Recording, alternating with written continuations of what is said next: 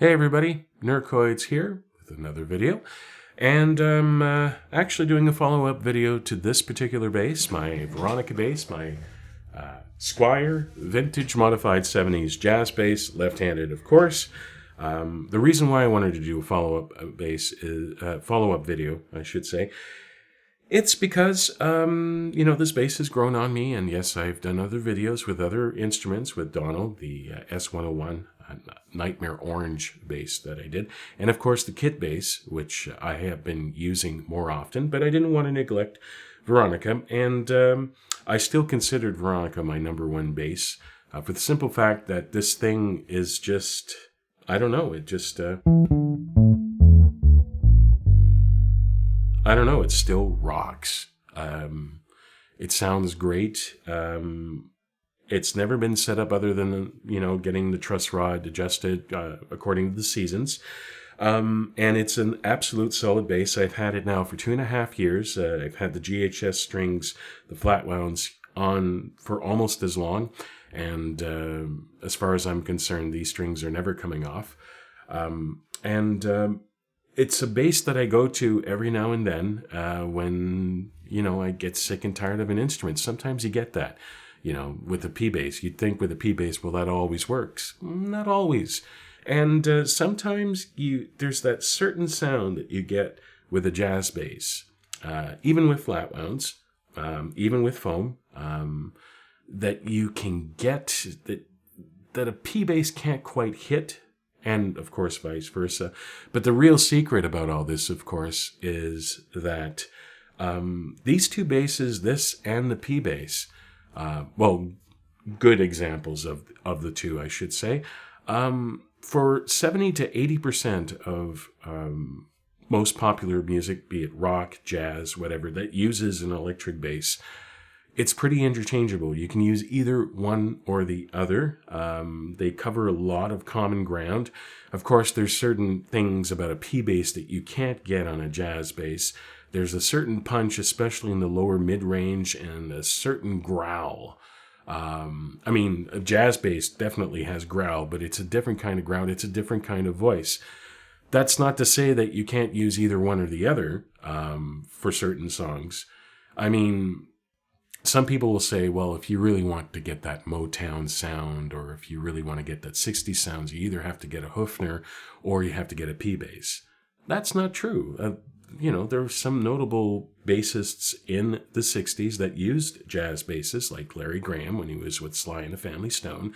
He didn't just pop and slap on it. He laid down, the bass line for it as well, and he got a nice thick sound out of it. And of course, there's John Paul Jones, probably the most famous jazz bass player that used the jazz bass. One musician who's used several, like alembics and also some Ampeg basses. But before that, the first two albums, he almost exclusively recorded with the band Rick Danko. He used the jazz bass. I don't know which year his jazz bass was. I think it was a 1963 or a 1964. I think it was pre-CBS, and it was before the paddle tuners. Beautiful bass. It sounded great. Especially on the second album. It's a nice, thumpy, deep-sounding bass, and a lot of it has to do with playing technique, using foam, and of course EQ and recording techniques as well.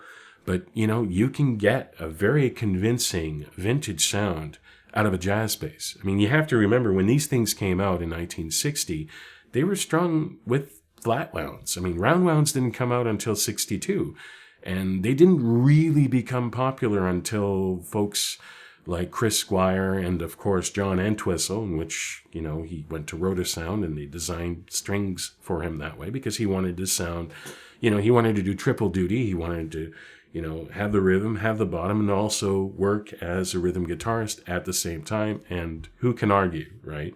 He had his own sound. And you had Chris Squier, of course, playing second lead instrument, second lead guitar on his bass with his Rickenbacker. But with this, you can play about 70 to 80%, and yes, you can do Motown on this. It would not surprise me if there were some Motown players who did use a jazz bass on certain songs. And I mean, it can sound deep. Here, I've got the neck pickup on. You know, it's a pretty convincing deep tone.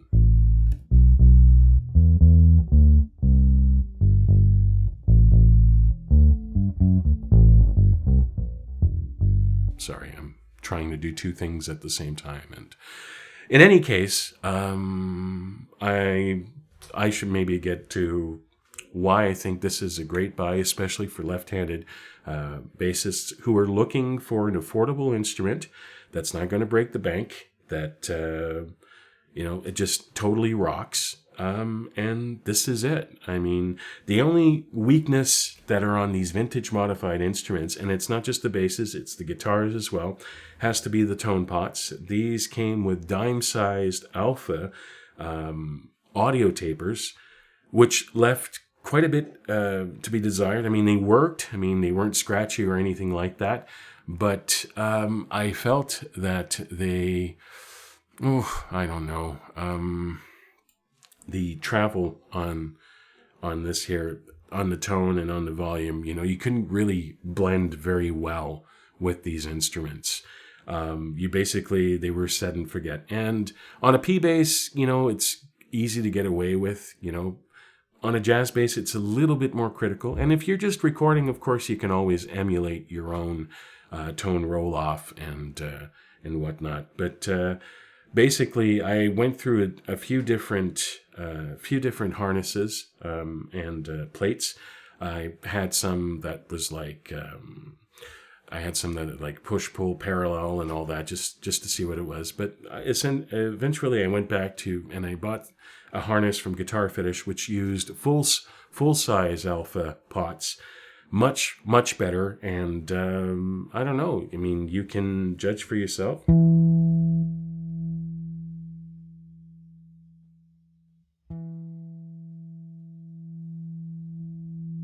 The roll-off is a little better. Now I have the tone off.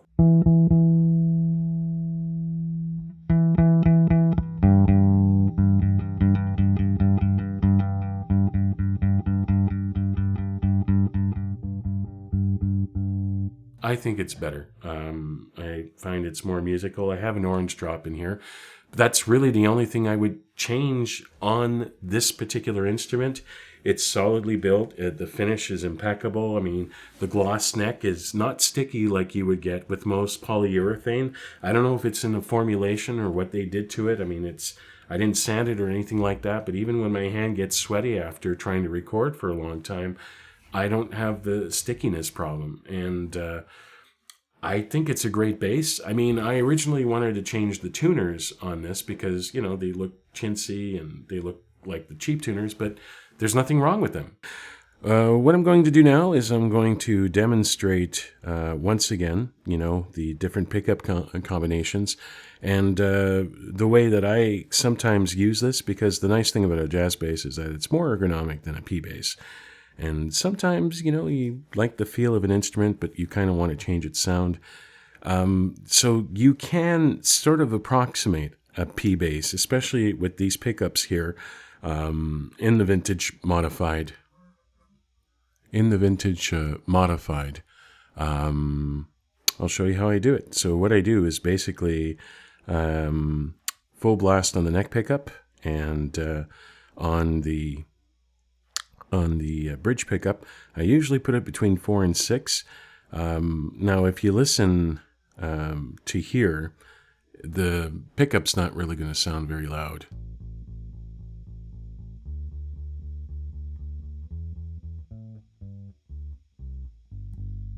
That's pretty much it. Now, on the other hand, here's just the neck pickup all by itself, full volume, which is how I usually put it. And I usually play between the pickup here and the beginning of the neck, so I get a nice tubby sound. I mean, you can also play just over the pickup too.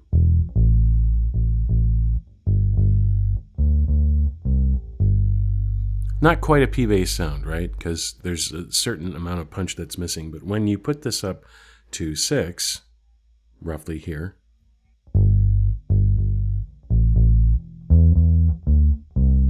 you you sort of get a bit more punch. Now, in terms of volume-wise, it doesn't exactly match a P-bass, because a P-bass actually has a pretty powerful pickup. Typically, vintage, it's usually between 9.5 and 12 kilo ohms. These pickups here on a vintage voiced jazz bass, I believe this one's, these pickups are slightly hotter than a vintage. I didn't measure, but I believe these are rated for 7.5 and these are rated for 8.5 or 9K. And since they're wired in parallel, you know, they don't sum together, but when there's no phase cancellation, because these are, you know, opposite phases from each other, that's how you get hum canceling on a jazz bass. The frequencies, they don't bump themselves out, so the output's not quite as high as a P bass, so, you know, that punch isn't quite as loud. But in terms of actual sound, this is pretty close.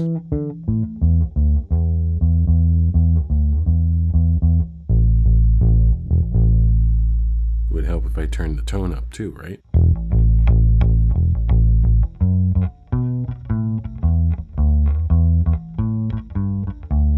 Now, of course, this is before me using any foam on this, and I like to use foam, especially with flat wounds. And the foam actually helps get rid of a lot of the overtones and undertones, and you don't actually need a lot of foam.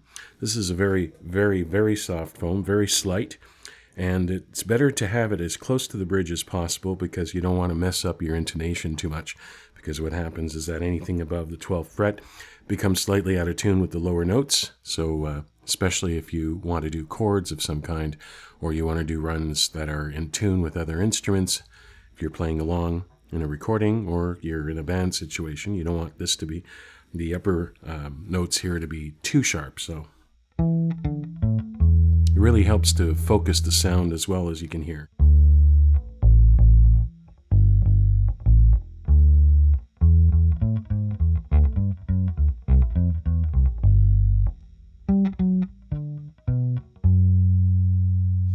You can get it with you can get that punch with a pick as well. When you pick between the two, right? You pick between the two right here.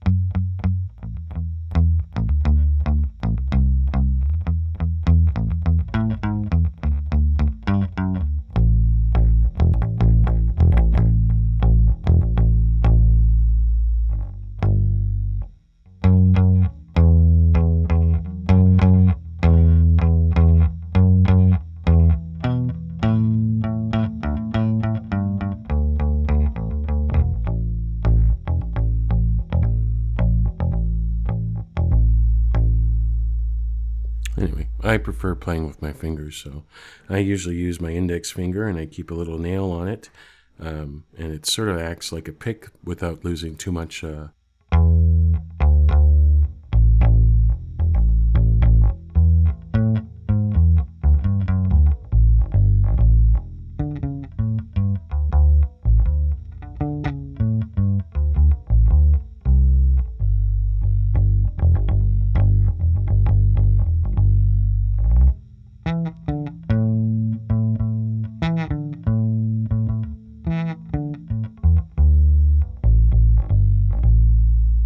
Anyway, so that's my P-bass sound on a jazz bass.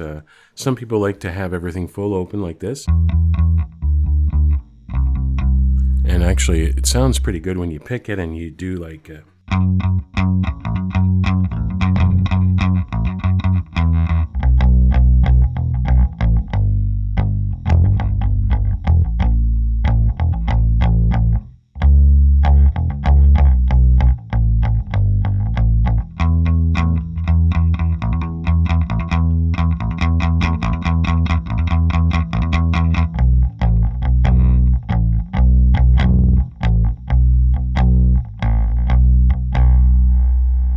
Anyway, I guess that's going to be it, actually. So thanks again for watching, and I hope you enjoyed the video. And if you have any questions, comments, or suggestions, leave them in the comments below. Thanks, and cheers for now.